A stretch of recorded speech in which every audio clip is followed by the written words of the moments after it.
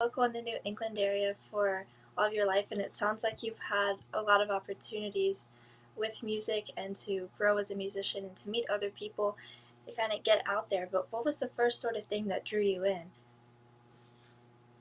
Into playing music in general. Yep.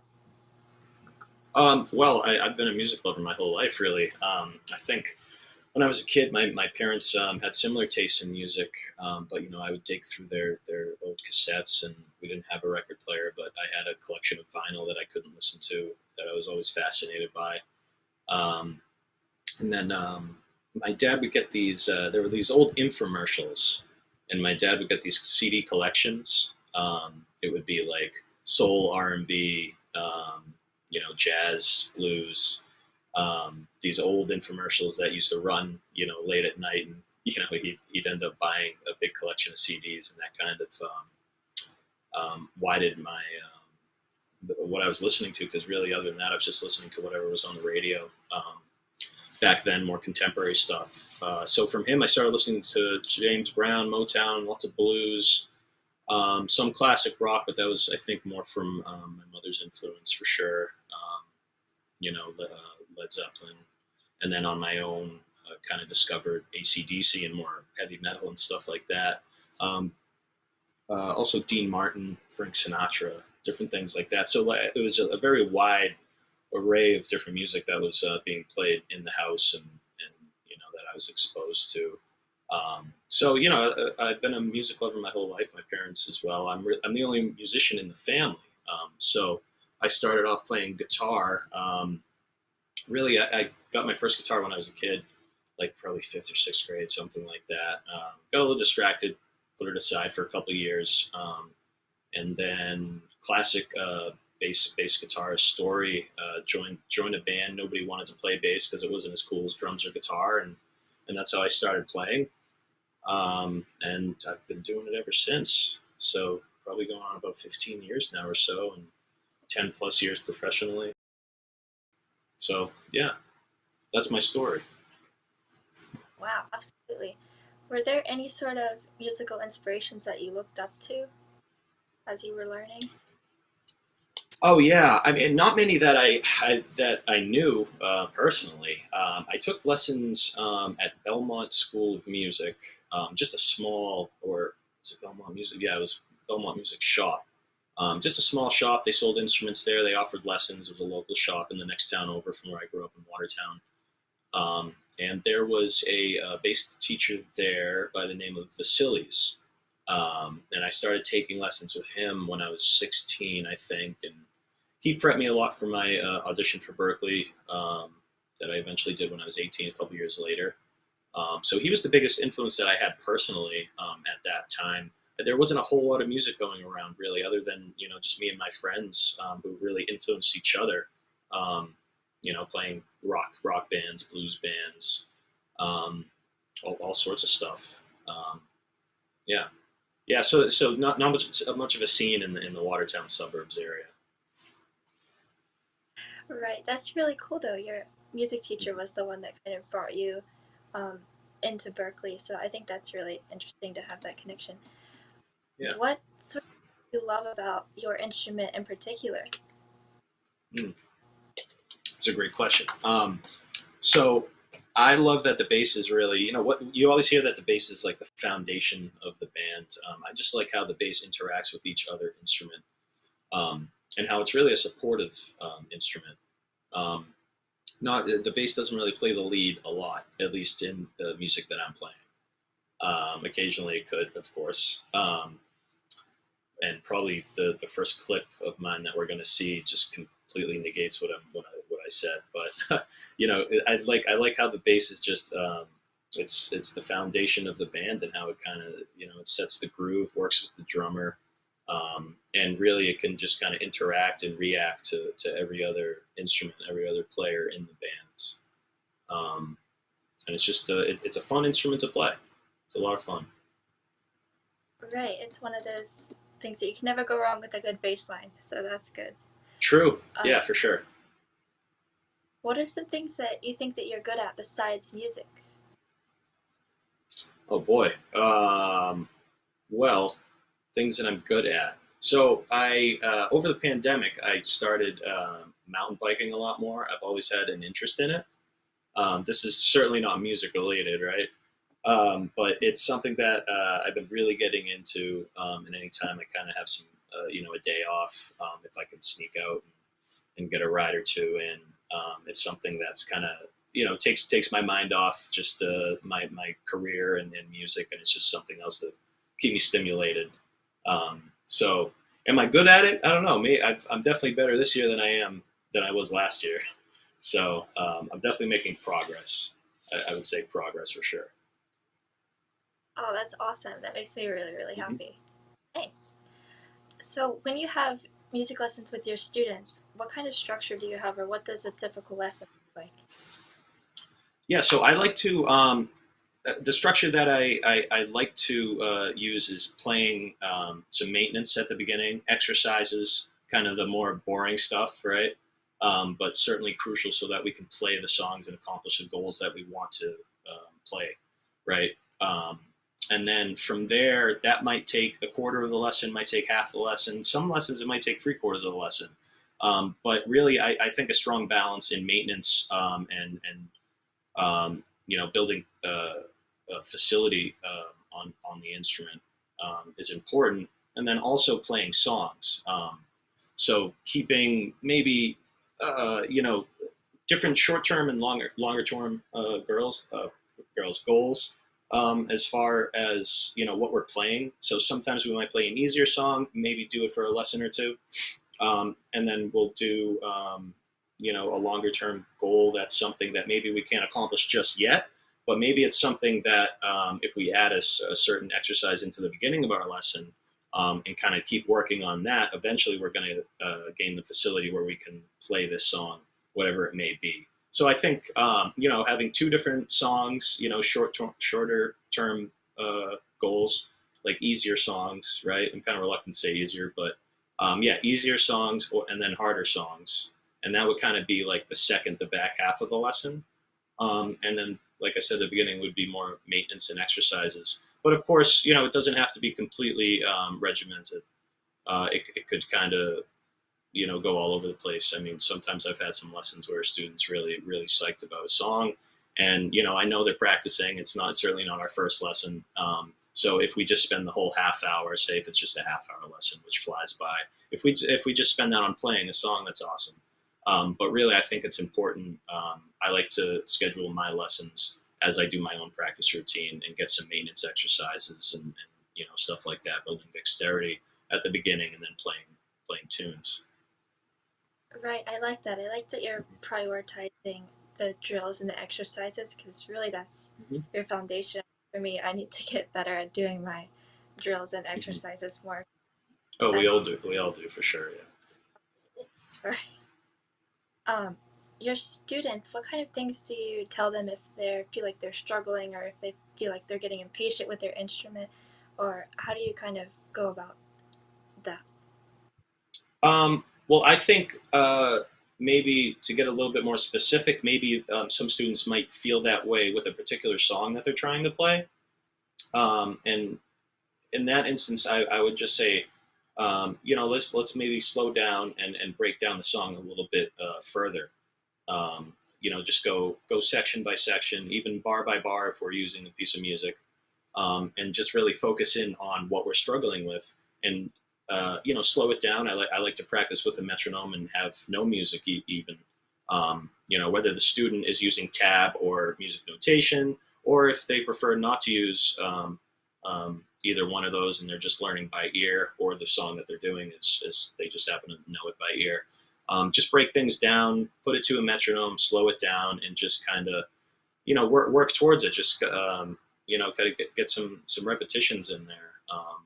And if we need to address the fact that maybe it's not something that we should work on right now, maybe like I alluded to earlier, longer term goals. I think that's okay too. If we just need to set something aside, not necessarily abandon it, but just set it aside and think about what we can do to kind of work towards building the facility we need to accomplish that goal and play that.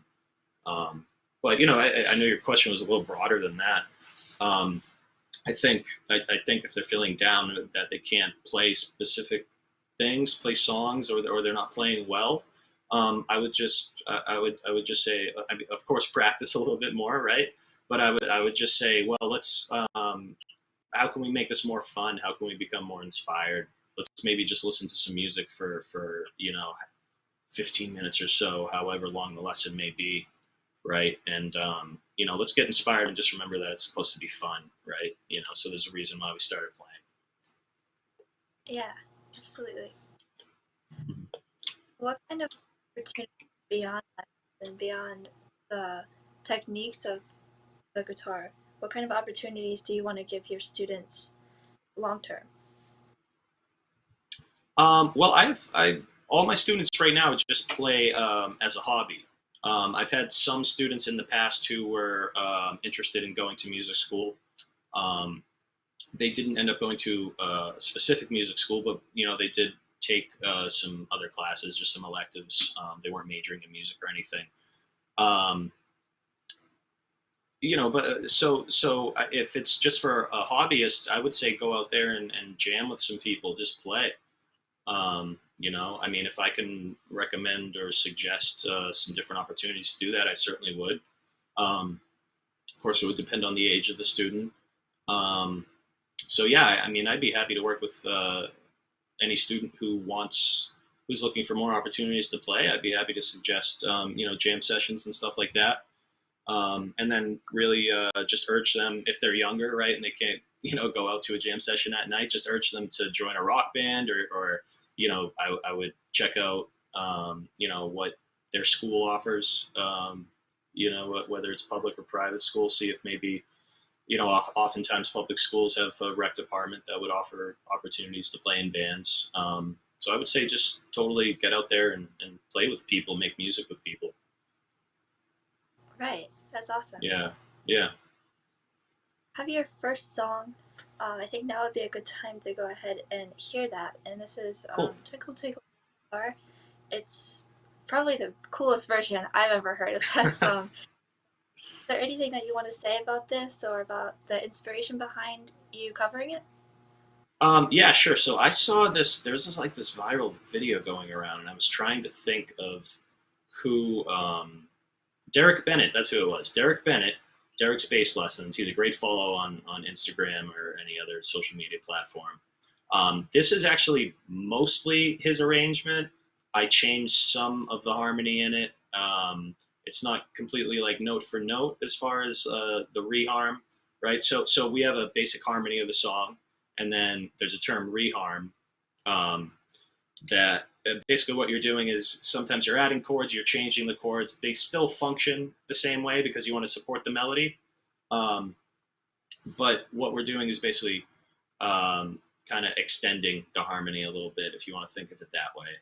So there's a lot going on in this clip, but I had a lot of fun learning his version and then also kind of adding to it. Nice. All right, let's give it a listen.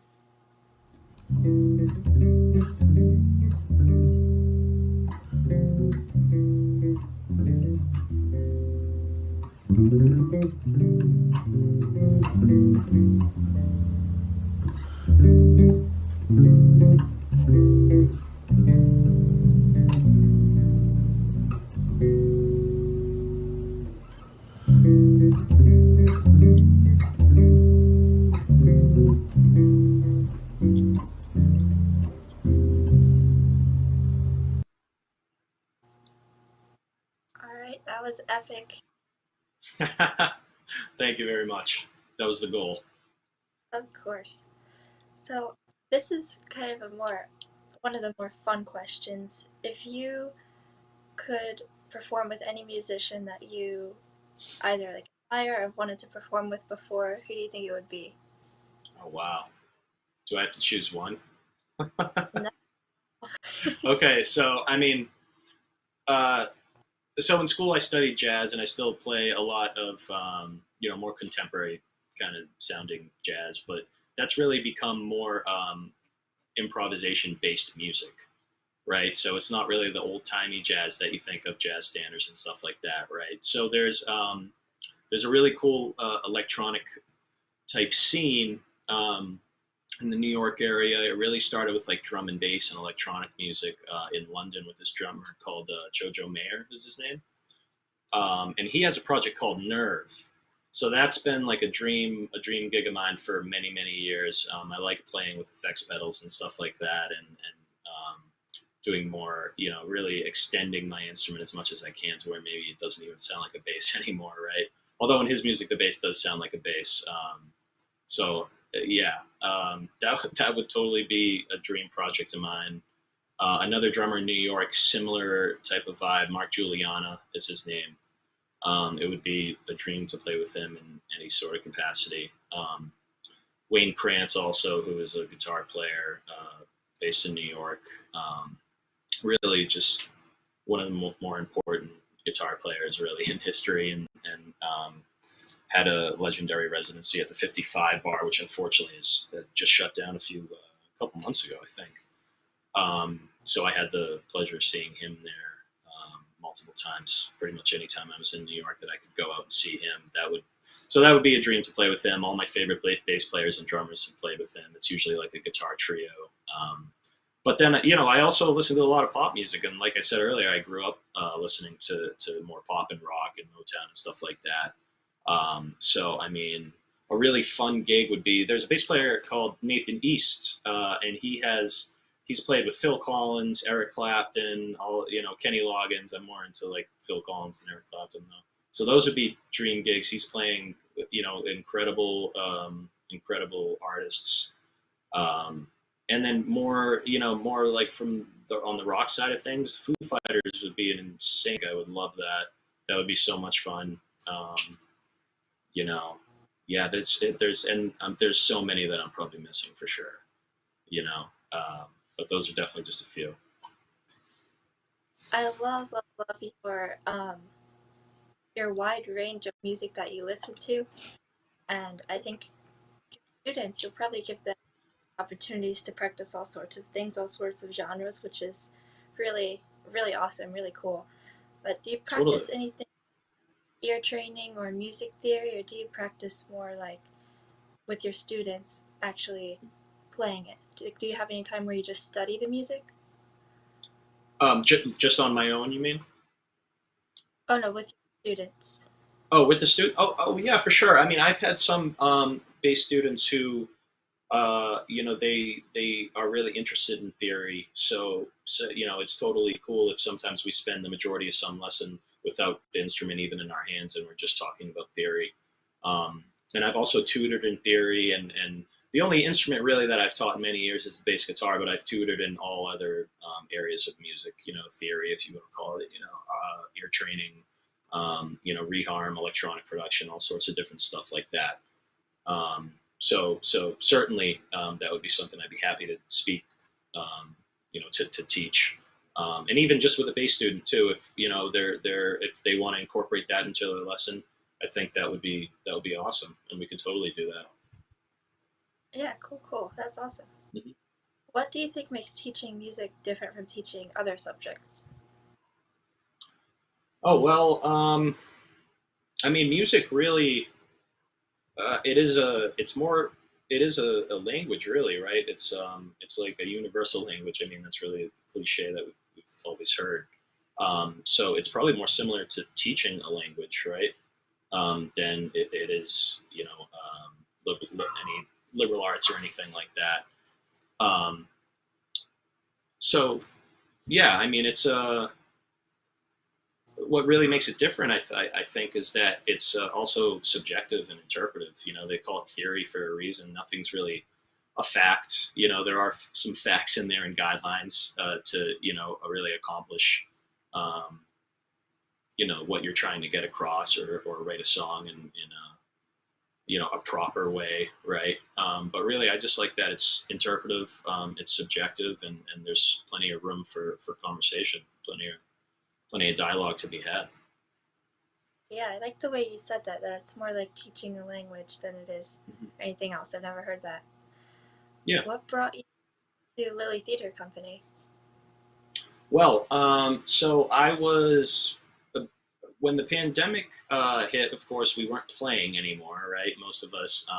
I wasn't really doing any teaching at the time. I was just really busy working on a lot of different projects, um, playing a lot, still playing a lot now. But I thought, maybe let me try to get more into teaching and try to take advantage of, and just the fact that I can do this online, and we weren't really in person at the time, right? So I started teaching a bit more, and then I really just came across Lily Theater online, just from a Google search. I was just reaching out to all sorts of different schools, and um, or not just schools, obviously, any sort of organization that offered lessons, and just sending a cold email, introducing myself, and wondering if they're looking for any teachers, and that's really how I met Dar, and we had a great conversation, and here we are. Oh, wow. Okay. That's awesome. Hmm. Yeah. Like teaching lessons online, do you prefer them in person or what makes them different for you? Well, they are certainly different. I wouldn't say that I prefer in person. It's very, of course, you don't have to deal with any of the technology and Wi-Fi and stuff when we're online, right? I think you can accomplish a lot from an online lesson. I do enjoy it. Um, I would say in person, of course, would be preferable, right? Because if you're in the same room, it's much. No, I wouldn't say much easier, but to really see the student with the instrument right there, and just in real time, and for them to see me, I think is actually probably more important. Just in real time, right in front of me. I have my instrument, they have their instrument. We don't have to, you know, deal with any technology or anything like that, right? I think it's a bit more personable in person, of course. But yeah, I mean, it's you can accomplish a lot in an online lesson as well. So I think they're both great. Yeah, pros and cons to them both for sure. And just for some, sorry, just for some parting words, what would you say is your greatest accomplishment as a teacher or just as a musician on your own? And is there anything else you'd want to say about your instrument? Yeah, so my biggest accomplishment, I mean, I've played with some really great musicians and collaborated with some great musicians over the past decade.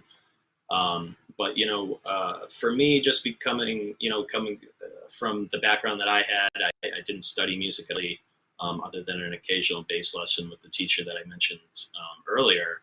Until I got to Berkeley, until I got to college, didn't really know how to read music or anything.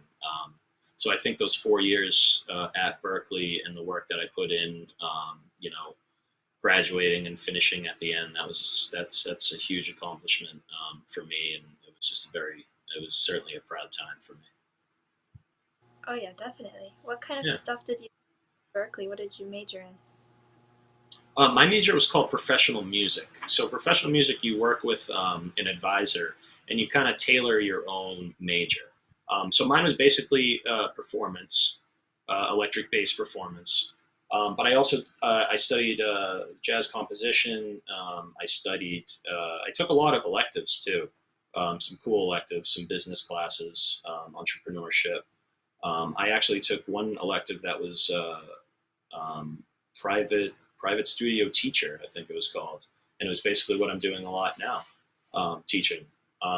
And then I also wanted to study sound design, which is something that I also do now, deal with synthesizers and stuff like that. I'm always trying to be a better keyboard player, so I think I'm better at the sound design than actually playing it.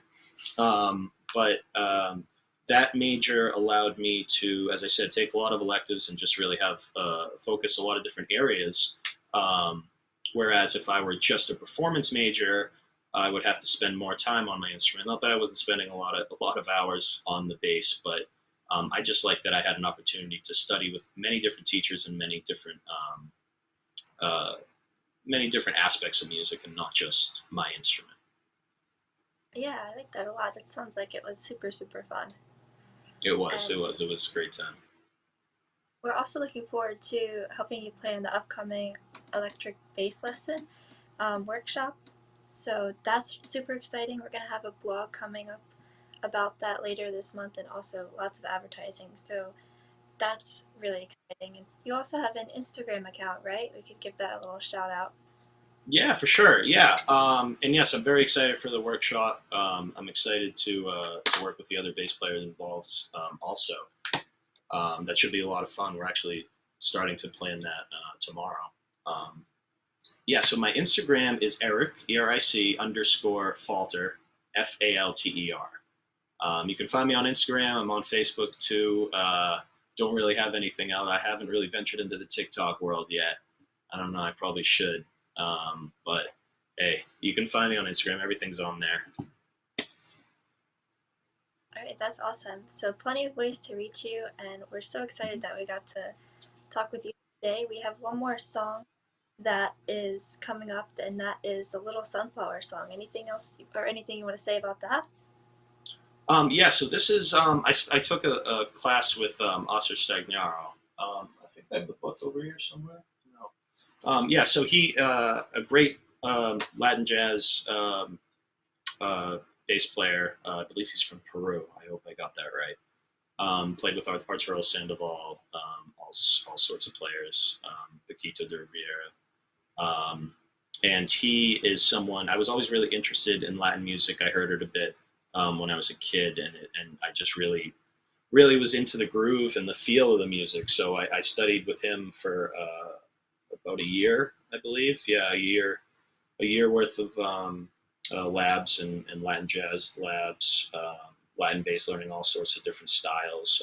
Also studied quite a bit of Brazilian style, this is more of a Brazilian style. This clip that you're about to hear, and he was hugely influential on me. And this is just one of the transcriptions in his book. This isn't him playing. This is actually Andy Gonzalez on the bass, playing with Manny Oquendo, I believe it is. I think I'm pronouncing that right. And the album, I think I have it. Sonido Estilo y Ritmo. That's the album. Yeah. I would totally urge everyone, if you're into this type of music, to go check it out. Andy Gonzalez is one of the best ever, and it was a lot of fun transcribing this and working on it and playing it. Oh, yay, I'm excited to hear it. Let's listen. Awesome.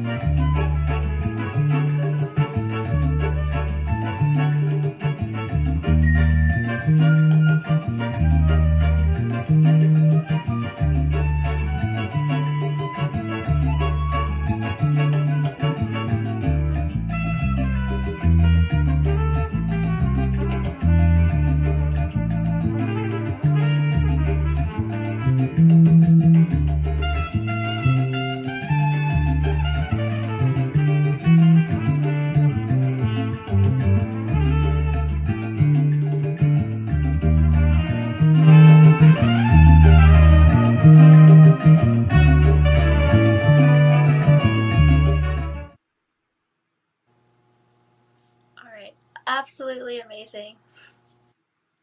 Awesome, I thank you. It's all Andy Gonzalez. That was definitely a transcription. Oh, it was a transcription of him. So he gets all the credit for sure. I love that style of music. I love with all these interviews how I get to listen to like so many different styles of music and hear about so many different wonderful artists. And so I'm so grateful to be able to get to meet you today and for the first time. Um, to see you for the first time, not over email or anything like that. So that's exciting, and we're looking forward to getting to have lessons. And thank you. Is there anything else you'd like to say? Yeah, thanks so much for having me, Trinity. Likewise, very, very excited to start working with Lily Theater, and definitely feel free, all you aspiring bass players, feel free to reach out, and I hope to hear from you and work with you. Absolutely. Make sure to, everyone listening, make sure to check out the YouTube channel and subscribe. There's also the blog and the website if you want to book lessons through the website. That's super easy and user friendly. So feel free to do that. And thank you. We'll see you next time.